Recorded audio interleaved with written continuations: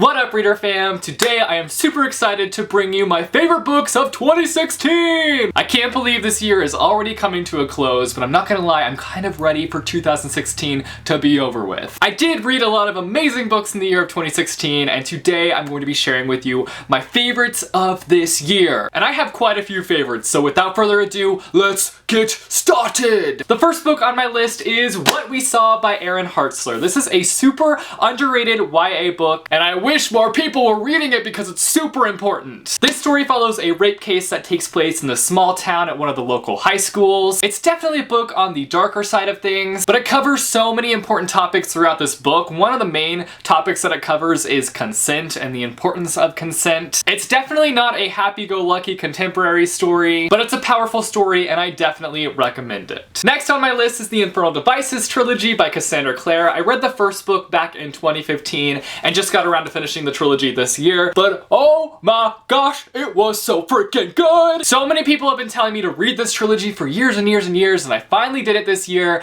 and why did I wait so long to read this trilogy? It's so gosh darn good! If you don't know anything about the Infernal Devices trilogy, it takes place in Cassandra Clare's Shadowhunter world in London, 1878. I had obviously heard so many amazing things about this trilogy, but I honestly never thought that I would enjoy them as much as everybody else had enjoyed them. But then I read them, and boy oh boy was I wrong. It's a crazy ride full of twists and turns, and by the end of it you'll be doing cartwheels because of all the madness that goes down. The next book on my list is The Book Thief by Marcus Zusak. I've had this book on my bookshelf for quite some time now, and I finally got the chance to read it this past year, and I thoroughly enjoyed it. To put this book simply, it takes place during World War II Germany, and we follow this little girl who steals books. I feel like that's a really bad description, but I don't want to give too much away about this story. It's one of those books where you just have to read it and experience it for yourself. There were just so many things that I loved about this book. I loved the narrator. This story is told through the eyes of death, which I just thought was super unique. And I was also just blown away by how this book was able to evoke so many emotions from me, from happiness to sadness to frustration, just so many different emotions,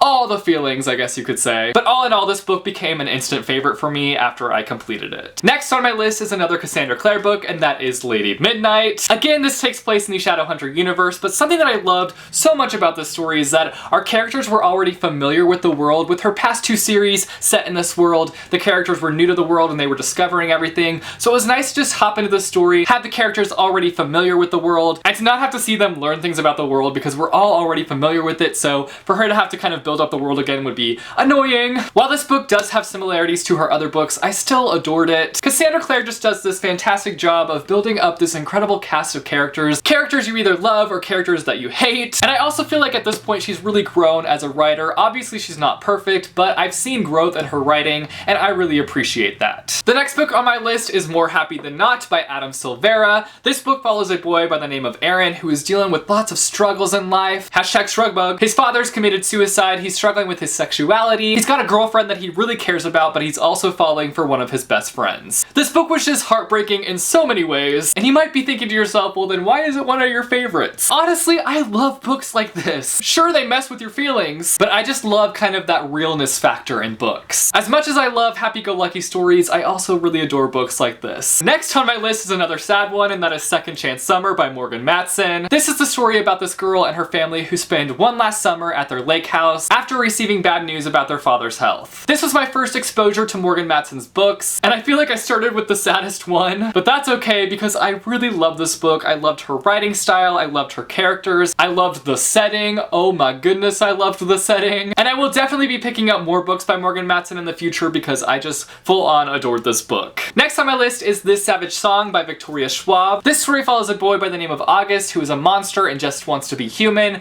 and we also follow this girl by the name of Kate who just wants to live up to her father's ridiculous expectations. I just loved everything about this book. I loved the world and how dark it was. I freaking adored the characters, especially August. August was my favorite by far. And as you guys know by now, like, I just love every book that Victoria Schwab puts out. With every new book that she puts out, you can just really tell that she's grown as an author, and that's something that I always really appreciate when you can see the growth in the author and their writing style and whatnot. So A+, 5 out of 5 stars, would recommend. The next two on my list kind of go together, so I'm just going to show them together, and that is The Battle of the Labyrinth and The Last Olympian, both a part of the Percy Jackson and the Olympian series. The reason why I only have these two on my list is because while I did complete the full series this year, it was kind of a bumpy ride. I didn't love every book within the series, but these two were by far my favorite in the series. These were just when things got really epic in my opinion. Things started to build up and get real. Well, as real as I can get within this world. And I'm just so happy that I actually got myself to complete this series this year. Like, you guys know I've been trying to complete this series for years now, and I finally did it. Hallelujah, bless praise. And for those of you who are asking me left and right if I'm going to be reading the Heroes of Olympus series, yes, it's gonna happen. 2017, baby. The next two go together as well, and that is Magnus Chase and the Sword of Summer, and Magnus Chase and the Hammer of Thor. Where do I even begin with this series? This story follows Magnus Chase and all that comes with finding out that his father is a Norse god. I can honestly say that this series is definitely gonna be one of my new favorite series. It's just so good. I don't know what else to say other than it's so good. It's just so entertaining. The characters are definitely what stand out to me the most with this series. They're just incredibly hilarious and fun. And I just love the dynamic between the cast of characters and all the different relationships that we see throughout this series. I honestly finished the second book and I was like, okay, I need the third book tomorrow. Give it to me, please. Next on my list is Gemina by Amy Kaufman and Jay Kristoff. This is the second book in the Illuminae Files trilogy. If you haven't started this trilogy yet, what are you doing with your life? You gotta get on it. Trust me on this. This trilogy is going in a great place. It's already gone in a great place, and it's gonna go in an even greater place. So you're gonna wanna read this trilogy. Please read this trilogy. It's not completed yet. The second book just came out this year, but you've gotta hop on this trilogy fast because it is so stinking good. I'm not gonna tell you what the second one is about because obviously I don't wanna spoil you guys, but it's a sci-fi young adult trilogy, and it's told in a really interesting way with really cool graphics throughout the story, and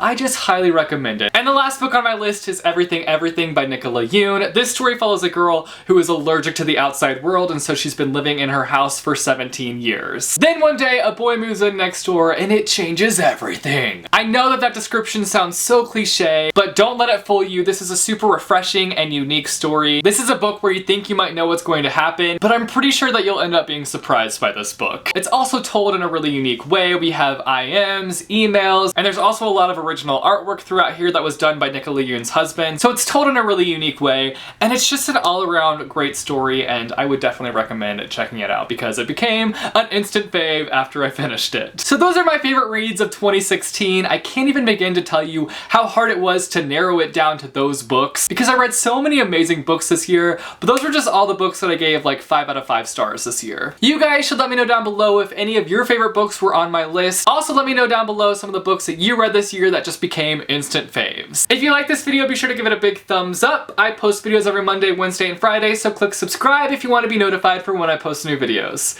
Thanks for watching, guys, and I will see you soon with a new video. Bye, chew. What up, reader fam? Today I'm going to be discussing with you my least favorite books of 2016.